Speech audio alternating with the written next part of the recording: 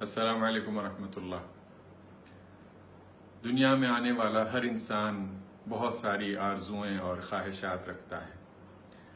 اللہ کی توفیق سے آرزو پوری ہو جائے تو کامیابی کہلاتی ہے، پوری نہ ہو سکے تو حسرت میں بدل جاتی ہے، اور یہ سفر زندگی کے آخری لمحے تک جاری رہتا ہے، بلکہ زندگی کے بعد بھی جاری رہتا ہے۔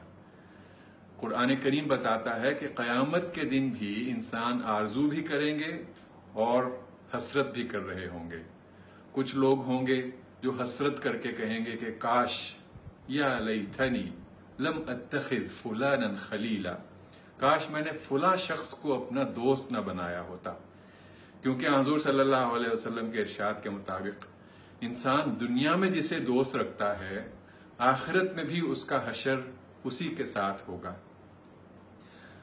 ووٹ کسی کو اپنا دوست بنانے کا اعلان ہے، بلکہ اپنا بڑا اور اپنا حکمران بنانے کا فیصلہ ہے، اور ان کے بارے میں بھی قرآن کریم کہتا ہے کہ اس دن کچھ لوگ کہیں گے کہ اے رب، ہم نے تو اپنے ان بڑوں اور اپنے ان حکمرانوں کی پیروی کی تھی، ان کی بات مانی تھی، انہوں نے ہمیں راہ حق سے گمراہ کر دیا، آج اب ان لوگوں کو دوہرا عذاب دے اور ان پر اپنی بڑی پھٹکار اور لعنت بھیج۔ اللہ تعالیٰ انہیں ڈانٹ پلاتے ہوئے کہے گا کہ تم دونوں کے لیے دوہرا عذاب ہے۔ جب ہم ووٹ دینے جاتے ہیں تو ہمارے اور اللہ کے درمیان اور کوئی تیسرا نہیں ہوتا۔